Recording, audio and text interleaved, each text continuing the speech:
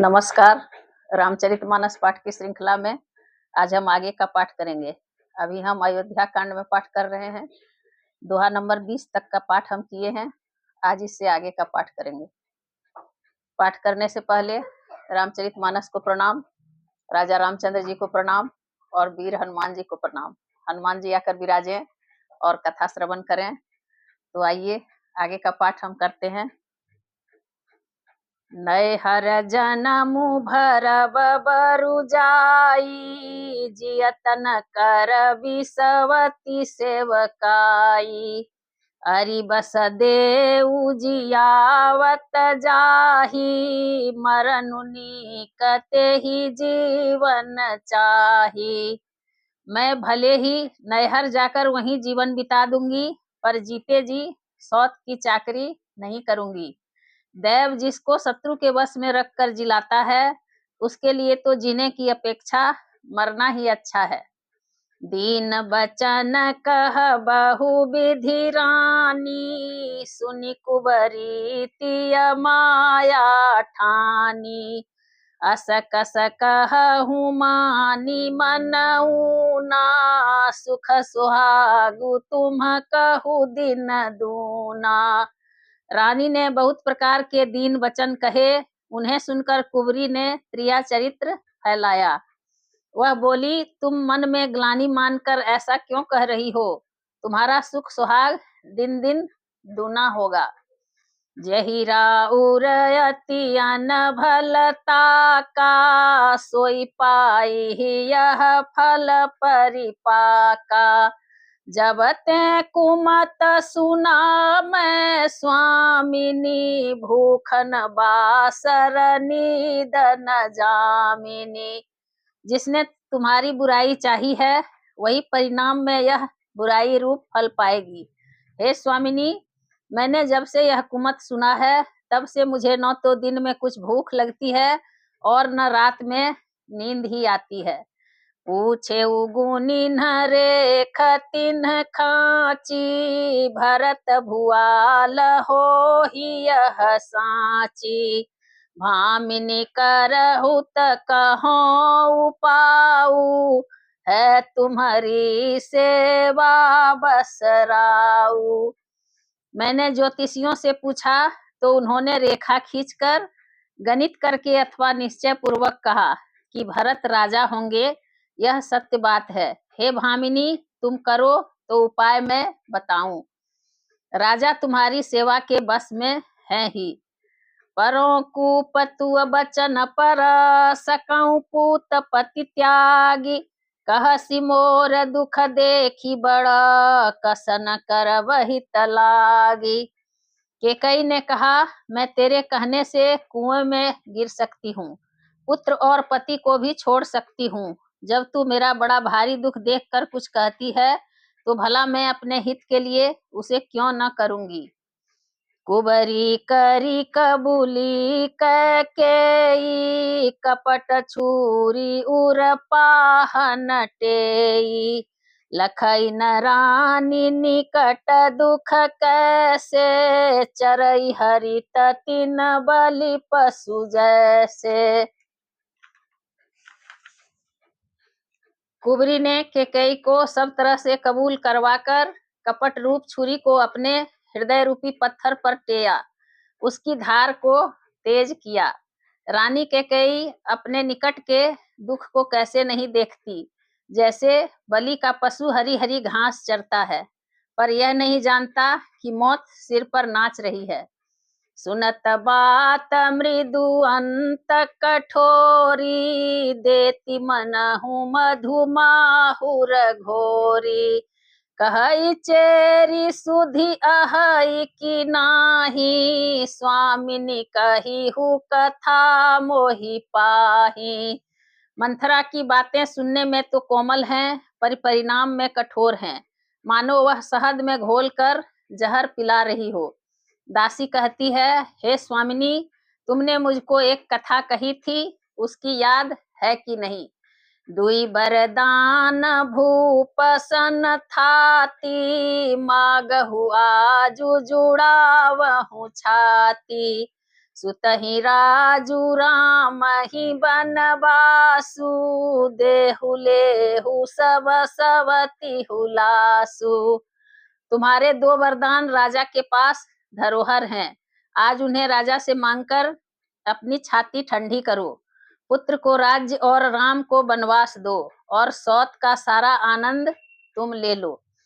भूपति राम शपथ जब करई, तब मागे हुजहि बचन न टरई। होई काजू आजू निसि बीते, बचन मोर प्रिय माने हुजीते। जब राजा राम की सौगंध खा लें तब वर मांगना, जिससे वचन न टलने पावे।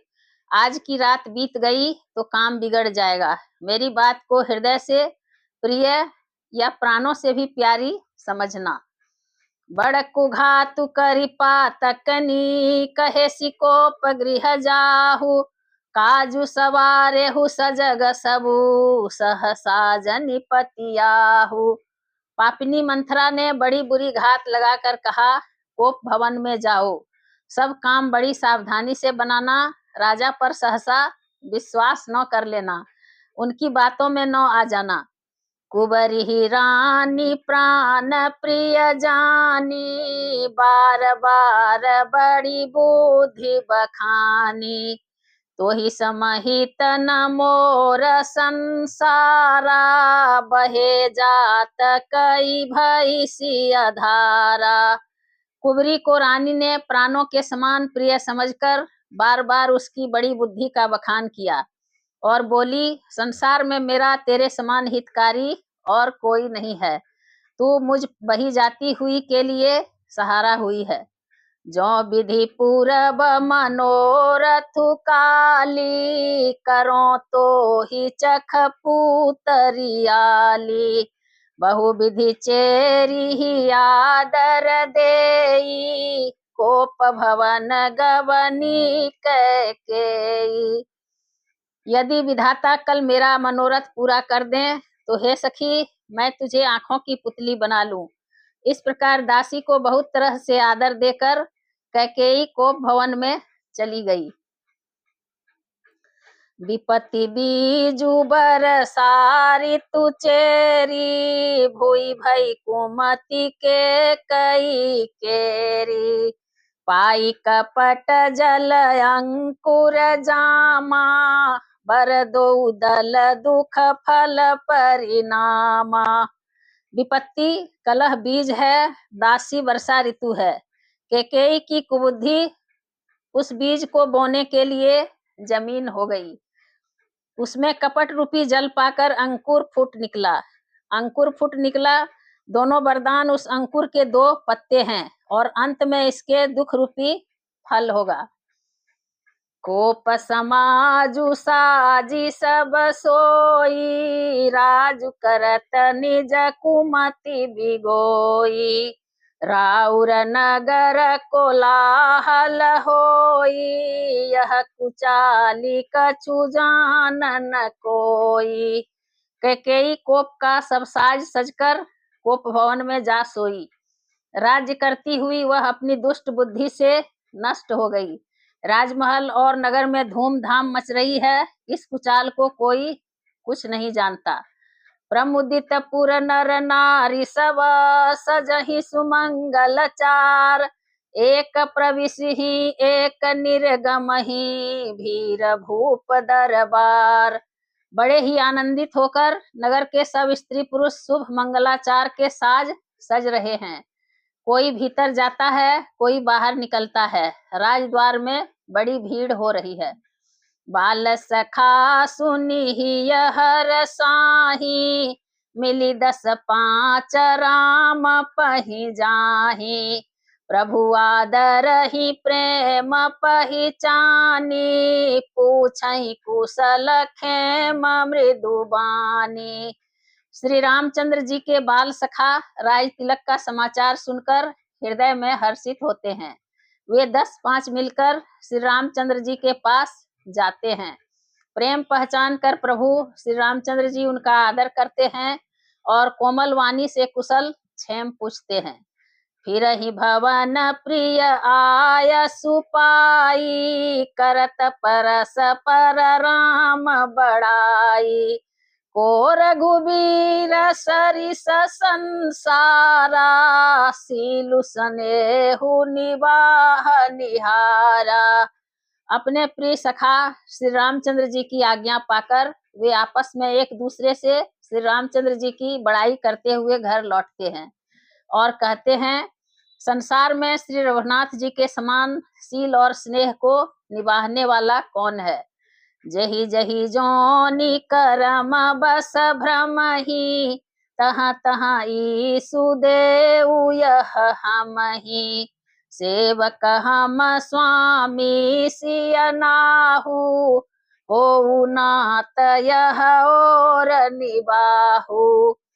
भगवान हमें यही दें कि हम अपने कर्मवश भ्रमते हुए जिस जिस योनि में जन्मे, वहाँ वहाँ उस योनि में हम तो सेवक हों और सीतापति श्री रामचंद्र जी हमारे स्वामी हों और यह नाता अंत तक निभ जाए। असय अभिलाषु नगर सब काहू, कै कै सुता हृदय अति दाहू। को न कुसंगति पाई न साई, रहई न नीच मते चतुराई। नगर में सबकी ऐसी ही अभिलाषा है, परंतु कैकेयी के हृदय में बड़ी जलन हो रही है। कुसंगति पाकर कौन नष्ट नहीं होता। नीच के मत के अनुसार चलने से चतुराई नहीं रह जाती। सांझ समय सानंद निरपू गयऊ के कई गेह, गवनु निठुरता निकट किया जनु धरि देह स्नेह। संध्या के समय राजा दशरथ आनंद के साथ कैकेयी के महल में गए, मानो साक्षात स्नेह ही शरीर धारण कर निष्ठुरता के पास गया हो। कोप भवन सुनि सकचे उराऊ, भय बसय गहुड़ परई न पाऊ।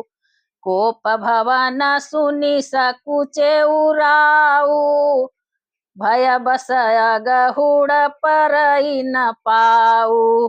सुरपति बसई बाहा बल जाके, नरपति सकल रहहि रुख ताके। कोप भवन का नाम सुनकर राजा सहम गए, डर के मारे उनका पांव आगे को नहीं पड़ता। स्वयं देवराज इंद्र जिनको भुजाओं के बल पर बसता है, स्वयं देवराज इंद्र जिनकी भुजाओं के बल पर बसता है और संपूर्ण राजा लोग जिनका रुख देखते रहते हैं। सो सुनीति सगयउ सुखाई, देखहु काम प्रताप बड़ाई। सूल कुलिसय सिय गव निहारे, तेरति नाथ सुमन सर मारे। वही राजा दशरथ स्त्री का क्रोध सुनकर सूख गए। कामदेव का प्रताप और महिमा तो देखिए, जो त्रिशूल वज्र और तलवार आदि की चोट अपने अंगों पर सहने वाले हैं, वे रतिनाथ कामदेव के पुष्पबाण से मारे गए। सभय नरे सुप्रिया पहि गयऊ, देखी दशा दुख दारुण भयऊ। भूमि शयन पटु मोट पुराना, दिए डारी तन भूषण नाना। राजा डरते डरते अपनी प्यारी कैकेयी के पास गए। उसकी दशा देखकर उन्हें बड़ा ही दुख हुआ। कैकेयी जमीन पर पड़ी है, पुराना मोटा कपड़ा पहने हुए है, शरीर के नाना आभूषणों को उतार कर फेंक दिया है। कुमति ही कसी कुबे सता फाबी, अनयहि बातु सूच जनु भावी। जाई निकट निरपु कह मृदु बानी, प्राण प्रिया के ही है तुरिसानी। उस दुर्बुद्धि कैकेयी को यह कुवेश्ता कैसी फब रही है, मानो भावी विधवापन की सूचना दे रही हो। राजा उसके पास जाकर कोमल वाणी से बोले, हे प्राण प्रिय, किस लिए रिसाई हो। केहि हे तुरानी रिसानी परसत पानी पति ही नेवारई मानहु सरोस भुअंग भामिनी विषम भांति निहारई दो बासना रसना दसन बर मरम ठाहुर देखई तुलसी निरपति भवत व्यता बस काम कौतुक लेखई। हे रानी, किस लिए रूठी हो? यह कहकर राजा उसे हाथ से स्पर्श करते हैं तो वह उनके हाथ को झटक कर हटा देती है और ऐसे देखती है मानो क्रोध में भरी हुई नागिन क्रूर दृष्टि से देख रही हो। दोनों वरदानों की वासनाएं उस नागिन की दो जिभें हैं और दोनों वरदान दांत है। वह काटने के लिए मर्म स्थान देख रही है। तुलसीदास जी कहते हैं कि राजा दशरथ होनहार के वश में होकर इसे इस प्रकार हाथ झटकने और नागिन की भांति देखने को कामदेव की क्रीड़ा ही समझ रहे हैं। बार बार कहराउ सुमुखी सुलोचनी पिक वचनी कारण मोहि सुनाऊ गजगामिनी निज को पकड़ा।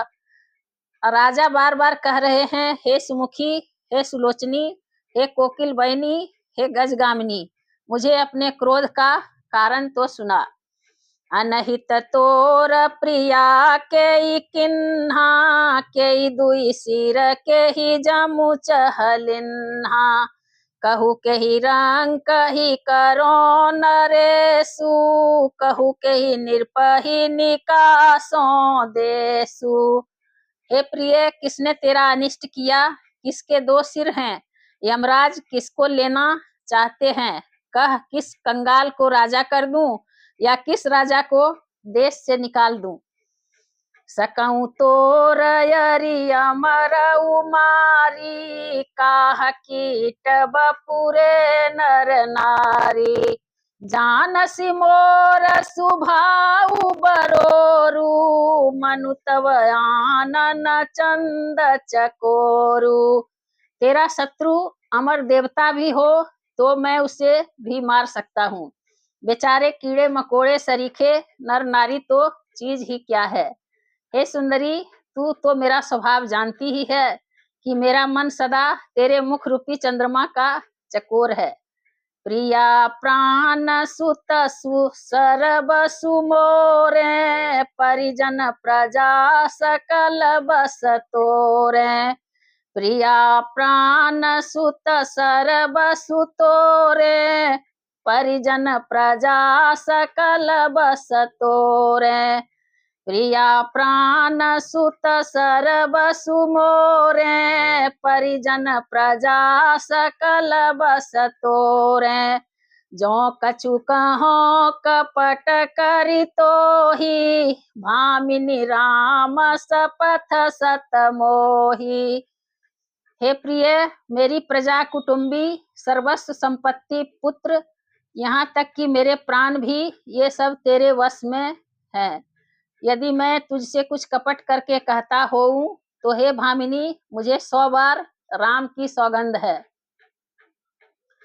बिहसी मागु मन भावती बाता भूषण सजहि मनोहर गाता घरी कुघरी समुझी जिय देखू बेगी प्रिया परिहरहि कुबेसु। तू हंसकर अपनी मनचाही बात मांग ले और अपने मनोहर अंगों को आभूषणों से सजा। मौका बेमौका तो मन में विचार कर देख। हे प्रिय, जल्दी इस बुरे वेश को त्याग दे। यह सुनि मन गुनि सपथ बड़ी बिहसी उठी मति मंद भूषण सजति बिलो कि मृगु मनहु किराति निफंद। यह सुनकर और मन में राम जी की बड़ी सौगंध को विचार कर मंद बुद्धि कैकेयी हंसती हुई उठी और गहने पहनने लगी मानो कोई भीलनी मृग को देखकर फंदा तैयार कर रही हो। पुनि कहराउ सुहृदय जिय जानी, प्रेम पुलकी मृदु मंजुल बानी। भामिनी भयउ तोर मन भावा, घर घर नगर आनंद बधावा। अपने जी में कैकेयी को सुहृद जानकर राजा दशरथ जी प्रेम से पुलकित होकर कोमल और सुंदर वाणी से फिर बोले, हे भामिनी, तेरा मन चीता हो गया। नगर में घर घर आनंद के बधावे बज रहे हैं। राम ही देऊ कालिजु बराजू, सजहि सुलोचनी मंगल साजू। दलकी उठे सुनि हृदय कठोरू, जनु छुई गयउ पाक बर तोरू। मैं कल ही राम को युवराज पद दे रहा हूँ, इसलिए हे सुनैनी, तू मंगल साज सज। यह सुनते ही उसका कठोर हृदय दलक उठा, मानो पका हुआ बाल तोड़ थोड़ा छू गया हो। ऐसी पीर बिहसित ही गोई, चोर नारी जिमि प्रगति न रोई। लखहि न भूप कपट चतुराई, कोटि कुटिल मनि गुरु पढ़ाई। ऐसी भारी पीड़ा को भी उसने हंसकर छिपा लिया, जैसे चोर की स्त्री प्रकट होकर नहीं रोती, जिसमें उसका भेद न खुल जाए। राजा उसकी कपट चतुराई को नहीं लख रहे हैं, क्योंकि वह करोड़ों कुटिलों की शिरोमणि गुरु मंथरा की पढ़ाई हुई है। यद्यपि नीति निपुण नर नाहु, नारी चरित जल निधि अवगाहु। कपट स्नेहु बड़ाई बहोरी, बोली बिहसी नयन महु मोरी। यद्यपि राजा नीति में निपुण है, परंतु त्रिया चरित्र अथाह समुद्र है। फिर वह कपट युक्त प्रेम बढ़ाकर, ऊपर से प्रेम दिखाकर, नेत्र और मुंह मोड़कर हंसती हुई बोली,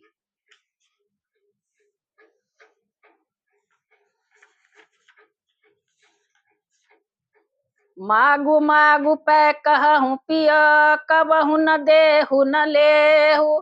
देन कहेहु बरदान दुई, तेउ पावत संदेहु। हे प्रियतम, आप मांग मांग तो कहा करते हैं, पर देते लेते कुछ भी नहीं। आपने 2 वरदान देने को कहा था, उनके भी मिलने में संदेह है। जाने उमर मुराऊ हंसी कहई, तुम्हि को हाव परम प्रिय अहई। थाती राखी न मागी हुकाऊ, बिसरी गए मोहि भोर सुभाऊ। राजा ने हंसकर कहा कि अब मैं तुम्हारा मर्म समझा। मान करना तुम्हें परम प्रिय है। तुमने उन वरों को थाती धरोहर रखकर फिर कभी मांगा ही नहीं, और मेरा भूलने का स्वभाव होने से मुझे भी वह प्रसंग याद नहीं रहा। झूठे हूँ हम ही 2 सुजनी देहु, दुई के चारी मागी मकुलेहु। रघुकुल रीति सदा चली आई, प्राण जाहू बरु बचन न जाई। मुझे झूठ मूठ दोष मत दो, चाहे 2 के बदले 4 मांग लो। रघुकुल में सदा से यही रीति चली आई है कि प्राण भले ही चले जाएं, पर वचन नहीं जाता। नहीं असत्य सम पातक पुंजा, गिरि सम होहि की कोटिक गुंजा। सत्य मूल सब सुकृत सुहाए, वेद पुराण विदित मनु गाए। असत्य के समान पापों का समूह भी नहीं है। क्या करोड़ों घुंघचिया मिलकर भी कहीं पहाड़ के समान हो सकती है? सत्य ही समस्त उत्तम सुकृतों की जड़ है। यह बात वेद पुराणों में प्रसिद्ध है, और मनु जी ने भी यही कहा है। तेहि पर राम शपथ करि आई, सुकृत स्नेह अवधि रघुराई। बात दृढ़ाई कुमति हंसी बोली, कुमत कुबिहग कुलह जनु खोली। उस पर मेरे द्वारा श्री राम जी की शपथ करने में आ गई, मुंह से निकल पड़ी। श्री रघुनाथ जी मेरे सुकृत पुण्य और स्नेह की सीमा है। इस प्रकार बात पक्की करा के दुर्बुद्धि केकई हंसकर बोली, मानो उसने कुमत बुरे विचार रूपी दुष्ट पक्षी को छोड़ने के लिए उसकी कुल्ही आंखों पर की टोपी खोल दी। भूप मनोरथ सुभग बनु सुख सुबिहंग समाज, भिल्ली निज मिछाड़न चहती बचन भयंकर बाज। राजा का मनोरथ सुंदर वन है, सुख सुंदर पक्षियों का समुदाय है। उस पर भीलनी की तरह केकई अपना वचन रूपी भयंकर बाज छोड़ना चाहती है। सुनहु प्राण प्रिय भावत जी का, देहु एक बर भरत ही टीका। मागहु दूसर बर कर जोरी, पुरबहु नाथ मनोरथ मोरी। वह बोली, हे प्राण प्यारे सुनिए, मेरे मन को भाने वाला एक वर तो दीजिए। भरत को राज तिलक, और हे नाथ दूसरा वर भी मैं हाथ जोड़कर मांगती हूँ, मेरा मनोरथ पूरा कीजिए। तापस बेस विशेषी उदासी, 14 बरिस राम बनवासी। सुनि मृदु बचन भूप ही अशोकु, शशिकर छुअत बिकल जिमि कोकु। तपस्वियों के वेश में विशेष उदासीन भाव से, राज्य और कुटुंब आदि की ओर से भली भांति उदासीन होकर, विरक्त मुनियों की भांति राम 14 वर्ष तक वन में निवास करें। कैकेयी के कोमल विनय युक्त वचन सुनकर राजा के हृदय में ऐसा शोक हुआ, जैसे चंद्रमा की किरणों के स्पर्श से चकवा विकल हो जाता है। गयउ सहामी नहीं कछु कही आवा, जनु सचान बन झपटे उलावा। विवरण भयउ निपट नर पालू, दामिनी हनेउ मनहु तरुतालू। राजा सहम गए, उनसे कुछ कहते न बना, मानो बाज वन में बटेर पर झपटा हो। राजा का रंग बिल्कुल उड़ गया, मानो ताड़ के पेड़ को बिजली ने मारा हो। जैसे ताड़ के पेड़ पर बिजली गिरने से वह झुलस कर बदरंगा हो जाता है, वही हाल राजा का हुआ। माथे हाथ मुदी दो लोचन, तनु धरि सोचु लाग जनु सोचन। मोर मनोरथ सुरतरु फूला, भरत करनी जिमि हतेउ समूला। माथे पर हाथ रखकर दोनों नेत्र बंद करके राजा ऐसे सोच करने लगे, मानो साक्षात सोच ही शरीर धारण कर सोच कर रहा हो। वे सोचते हैं, हाय मेरा मनोरथ रूपी कल्प वृक्ष फूल चुका था, परंतु फलते समय कैकेयी ने हथनी की तरह उसे जड़ समेत उखाड़ कर नष्ट कर डाला। अवध उजारी किन्ह कैकेयी, दिन सिया चल विपत्ति के नेई। कैकेयी ने अयोध्या को उजाड़ कर दिया और विपत्ति की अचल नींव डाल दी। कवने अवसर का भयउ, गयउ नारी विश्वास। जोग सिद्धि फल समय जिमि, जति ही अविद्या नाश। किस अवसर पर क्या हो गया, स्त्री का विश्वास करके मैं वैसे ही मारा गया, जैसे योग की सिद्धि रूपी फल मिलने के समय योगी को अविद्या नष्ट कर देती है। आज कथा इतनी भई, सुनहु वीर हनुमान। रामायण बैकुंठ गई, विदा होहु हनुमान। सियावर रामचंद्र की जय, पवन सुत हनुमान की जय। उमापति महादेव की जय।